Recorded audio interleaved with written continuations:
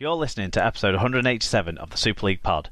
Get strapped in for a full recap of the representative weekend where we had men on the ground in Denver and in Sydney for the two big fixtures. We've also got match reviews from across all the other games, and there's a new sponsor for you to check out on this week's SLP.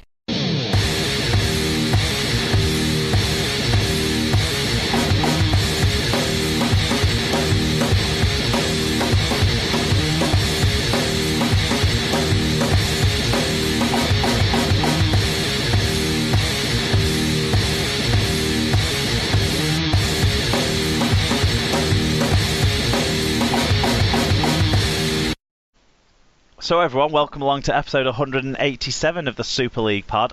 This is Mark, your regular host of the show, and I'm delighted this week that I'm joined by one of the people who one of our awards is named after. So that shows you how much he is steeped in SLP royalty. It's Brian Davies. Welcome on board, Brian. Hi, Mark. And the reason we've got you on, Brian, is because you were in Denver. So really, we're going to be hearing a lot about that word again. Will come up again like it did in last week's show, Denver. But we're going to get to the England game first. So I'm just going to give people a flavour of what's going to go on the show, because it's a bit of a break from tradition. We're going to start with the game review of the England game in Denver against New Zealand, and we're going to hear all about your experience there, Brian, as well over in the States. Then we're going to run through the normal flow of the show. So we're going to catch up on a couple of interesting views that were raised after last week's show. There's a little bit of news, not a lot really, to go through in that regard. Everyone's been focused too much on the on-the-field action, which is how we like it to be. Catch up on the Super League games. There was 3 catch-up games there. And then there's Origin to look back on. We're going to have Rich Wilkinson join us for a bit of an Origin recap. So it's a busy show, lots going on this week. And I think the best place to start, Brian, is you telling us about your last week, because you flew out to Denver, was it on the Monday or the Tuesday of last week, and spent most of the week there? Yeah, that's right. I went out on the Tuesday. And I think it probably says something about the Super League Pod that the BBC didn't send anybody out there. The Sun, the Star, the Mirror, the Guardian. The only British media that was actually sent somebody out there was the Super League Pod. So we're straight there. It was we've got you as our man on the ground. Absolutely, that's right. I know Danny Lockwood went from the League Weekly, but I think he went for a holiday rather than anything else. So I flew out on the Tuesday, and then got there about 1 o'clock Wednesday morning, and then spent. So effectively I was there in Denver itself Wednesday, Thursday, Friday, and then game day Saturday. So it's really good week, and my first ever trip to the States. Brilliant. And I must admit, the States is somewhere that I'd never really wanted to go to. I'd never really had any interest at all in going there. Which sort of talked about it a couple of times with the kids wanted to go to Florida and stuff like that when they were younger, but I was never interested. But then when they said this match was there, I thought, well, you've got to go then. But I must admit, it was brilliant. I was blown away by it. You went to a baseball game, didn't you? In the sort of time you had building up to the rugby. Yeah, I did. So on the on the Wednesday, the Wednesday evening, they had a game on. So they I mean, you'll probably know more about this than me, but for baseball, they've got 2 leagues out there. They've got the National League and the American League or something like that, and the Colorado Rockies are in one division in one of those leagues, and there's about 6 teams in that division which they're in. But they play 162 matches in their season, and they played the Mets, and they played them like 5 days in a row. And people talk about it's like a mini series type thing. Yeah, and people talk about the Super League fixtures. We play each other too many times, and and the system's far too complicated. People can't get their heads around it. You think, well, hang on, they play 162. Games and meaningless fixtures as well. I'm sure some of those didn't mean much to the standings come the end of the final record. Yeah, absolutely. So on the Wednesday night they got the game, but I didn't go to that one. Then I actually went to the theatre instead to get a bit of culture. But that's the one that the England players went to, and you'll have probably seen the shots of sort of Sam Burgess being introduced to the crowd beforehand, and sort of they often get these sort of celebrities, don't they, to sort of trying to hit ceremonial pictures, that sort of stuff, and little games in between innings. That's right, yeah. So they did a bit of that. but I actually went the next day. So I went. So that game kicked off at, I think the one they went to kicked off at 6:40 in the evening, and the one I went to kicked off at 1:10 in the afternoon the next day. And when I went, there were 44,000 people there at 1 o'clock on a Thursday afternoon.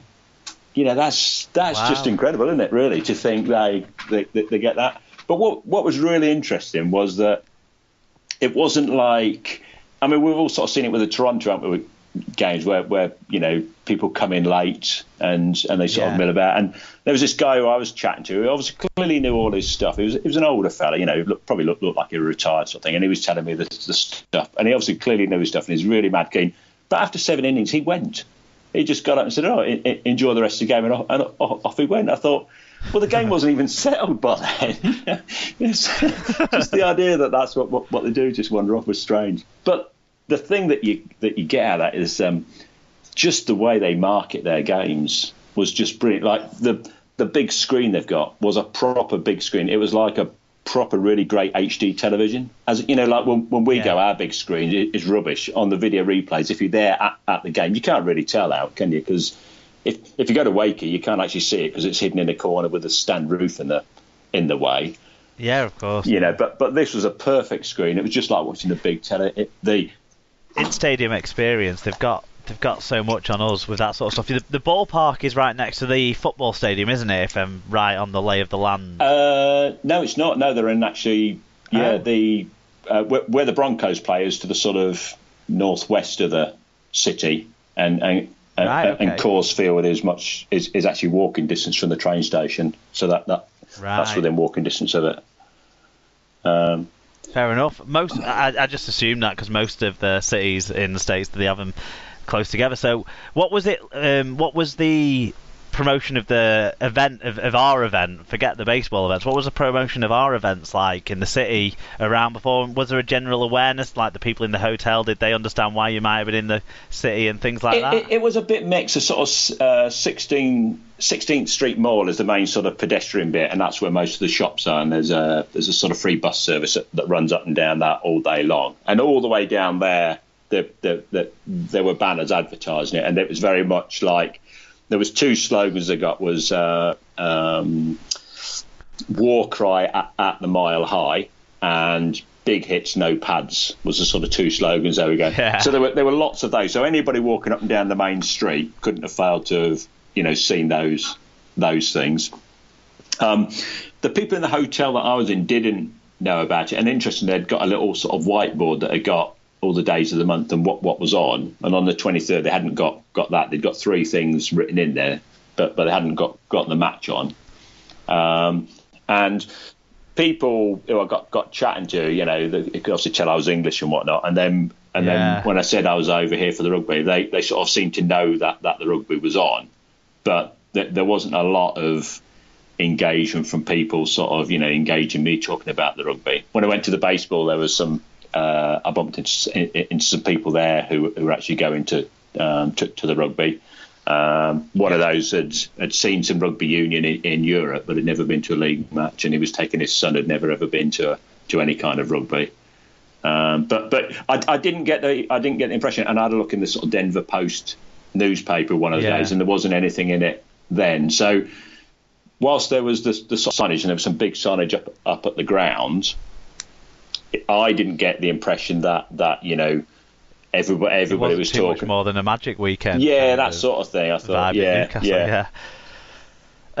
So moving on to the game day experience itself, and we'll start with like building up to the game, then we'll talk about the game, and then like some of the after the game stuff. But before the game, there was a bit of a tailgate and that sort of stuff, trying to get into the American spirit. Did you sample any of the barbecue food and things like that? Well, no, I didn't, but that's because I met one of the Super League pod members. So I met David Knight, who's a pod listener. He is, originally from Pontefract, now living in San Francisco. So he flew in for in the day. So and he wore a Super League pod jersey with pride.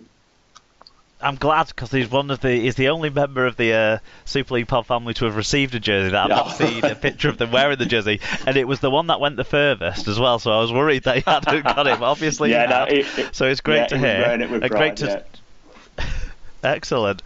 So you guys, I guess, had a bit of a catch up before the game and stuff. Yeah, we like did. that. So we met in. So we just met in a bar for a beer. We had a beer, and David bought the beer there, as he bought every beer throughout the whole of the day, despite my protest. And he kept saying, "Oh, you've spent enough getting out here. It's only right that I should buy you your beer all day long," which didn't seem to stack up with me. But thanks ever so much, David. That was much appreciated. That's wonderful. That's the camaraderie of the SLP family. You see, we're making sure that your service to the international game gets recognised with ample beer supply, David. Brian. What's also really good is, I mean, he's the third sort of international Super League pod listener that I've met. So when I went out to the World Cup, I met Frogmore in Melbourne, and and then I met Paul Michael Craig in Cairns, and it's really quite good that so these are people that you've never ever seen. And some of them, like Frogmore, you don't even know what they look like from their stuff on Twitter. So. You better not know it. Yeah, probably. But it's actually a real, I think the pod is a real great for that sort of experience, because once obviously once you meet people, you've got that rugby league stuff in common, and by and large, the people who sort of listen to the pod and sort of contribute to it, they're sort of mostly sort of sensible league fans, as opposed to some of the idiots you don't necessarily want to be associated with. So meeting him was really great. And then we then got the train in, and when we went to the light rail that took us in there, we met a few others. We met a rugby union player who had just come back from Amsterdam, and he was going along to the game. And we met a Broncos fan who was going out of curiosity as well. Excellent. And then we also met Phil Brown, as in Mascot Brown. Oh yeah, of course, yeah. So he was out there with his wife or girlfriend, his partner. Yeah, his missus. Yeah, I met them both at the summer bath. Right. Yeah. Were they not trying to peddle the wares to you? Were they not trying to sell stuff? Maybe they didn't have a license. No, yeah. I think they tried, but even the blooming England gear didn't get there. That only got as far as Ohio.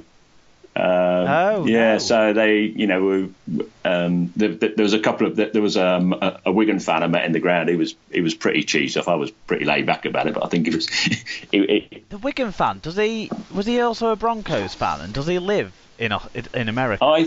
There was one Wigan fan that I'm aware of who was definitely at the game, who gets in touch with the Wigan Fan TV that I'm also sometimes a part of. Yeah, I think but I can't remember his name. he did live in America. Yeah. Excellent. That's great. And then obviously the stadium. Yes. So what was the atmosphere like in the actual stadium itself? Well, it was. I mean, the stadium. Obviously everybody has seen the pictures on the telly. The stadium is just absolutely fantastic, and there was an awful lot of people who I think probably watched the match from the concourse, because there were just like hundreds of televisions in there. Every exit had got two televisions. So at half time, when we queued up and we got a couple of beers, and then we got served just as the players came out. But I was able to watch it as we walked back to our bit. I was able to watch every bit of the action on a different screen. Every time I went round the corner, there was another telly there, so I didn't feel like I missed anything of it. But there was lots of people milling around there.